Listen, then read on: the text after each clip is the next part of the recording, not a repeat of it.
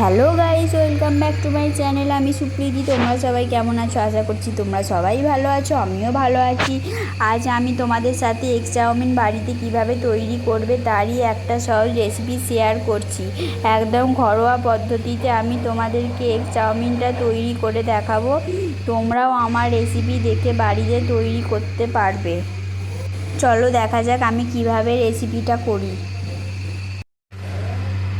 কড়াইয়ের মধ্যে জল বসিয়ে দিয়েছি আর এই জলটা গরম হয়ে গেছে। তারপর আমি দিয়ে দিচ্ছি নুন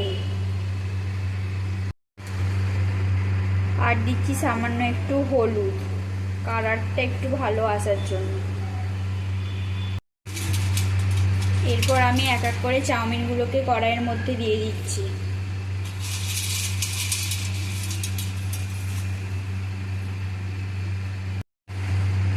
চাউমিনগুলোকে তারপরে সব ভালো করে নাড়াচাড়া করে নিতে হবে জলের মধ্যে। আমাদের চাউমিনটা এবার সিদ্ধ হয়ে গেছে। এবার জল ঝরিয়ে নেব চাউমিনটা থেকে। আমি গ্যাসে কড়াই বসিয়ে দিয়েছি আর কড়াইয়ের মধ্যে সাদা তেল দিয়ে দিয়েছি। তারপরে 3টে ডিম ফাটিয়ে দিয়ে দিয়েছি আর উপর থেকে দিয়ে দিচ্ছি অল্প একটু নুন।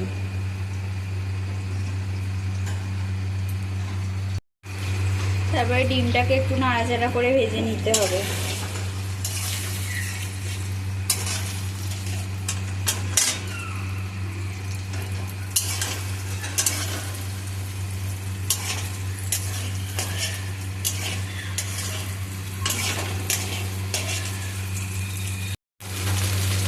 ডিমটা আমাদের এবার ভাজা হয়ে গেছে। এবার আমি নামিয়ে নেব।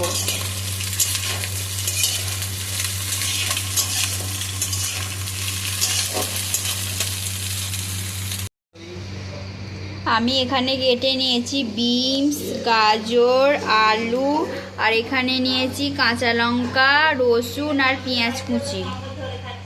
আমি সাদা তেল কড়াইয়ের মধ্যে দিয়ে দিয়েছি। এবার আমি কেটে রাখা আলুগুলোকে দিয়ে দেব।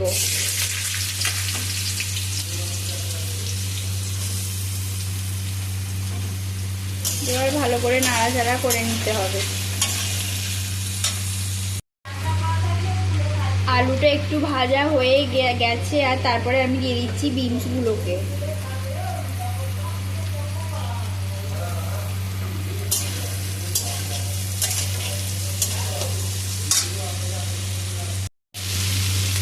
আলুটা আর বিনসটা একটু নাড়াচাড়া করে তারপরে দিয়ে দিচ্ছি গাজরগুলোকে। আগে আমি বিনসটা দিলাম কারণ বিনসটা তো একটু শক্ত থাকে, সেই জন্যই আমি আগে দিলাম। তারপরে আমি গাজরটাকে পরে দিচ্ছি।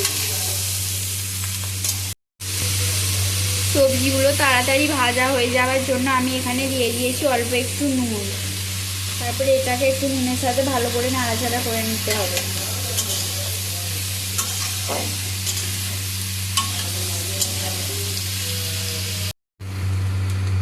সবজিগুলো ভাজা হয়ে গেছে। এবার আমি তুলে নেব কড়াই থেকে সবজিগুলো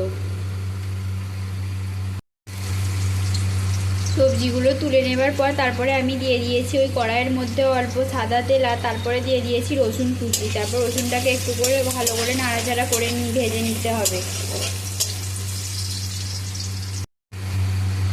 রসুনটা ভাজা হয়ে গেছে। তারপরে আমি দিয়ে দেবো পেঁয়াজ কুচি আর লঙ্কা কুচিটা।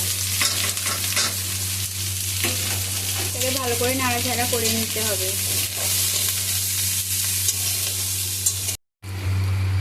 পেঁয়াজটা ভাজা হয়ে গেছে। এবার আমি ভেজে রাখা সবজিগুলোকে আর ডিমটাকে এর মধ্যে দিয়ে দিচ্ছি।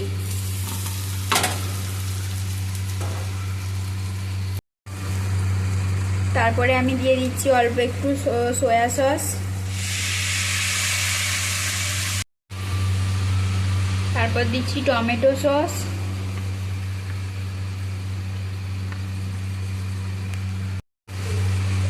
আর তারপরে দিচ্ছি চিলি সস।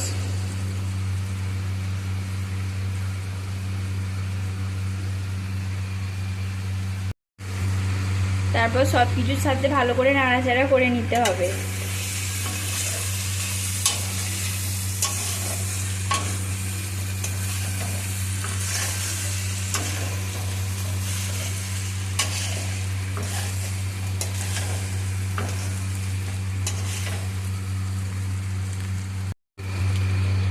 তারপর আমি এর মধ্যে চাউমিনগুলোকে দিয়ে দেব। এই চাউমিনগুলো আমি সাদা তেল মাখিয়ে রেখে দিয়েছিলাম। তারপরে আমি এই কড়াইয়ের মধ্যে চাউমিনগুলোকে সব এক এক করে দিয়ে দেবো।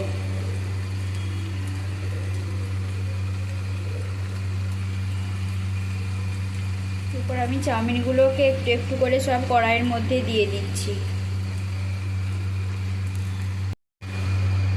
চাউমিনটাকে আমার সব সবজিগুলোর সাথে মেশানো হয়ে গেছে। এবার আমি দিয়ে দেবো গোলমরিচের গুঁড়ো।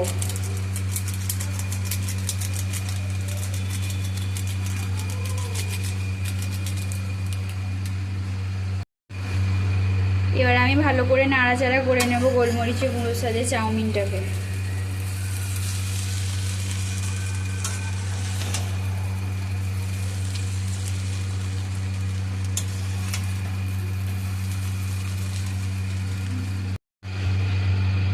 আমাদের এখন তৈরি হয়ে গেছে এগ চাউমিন রেসিপি।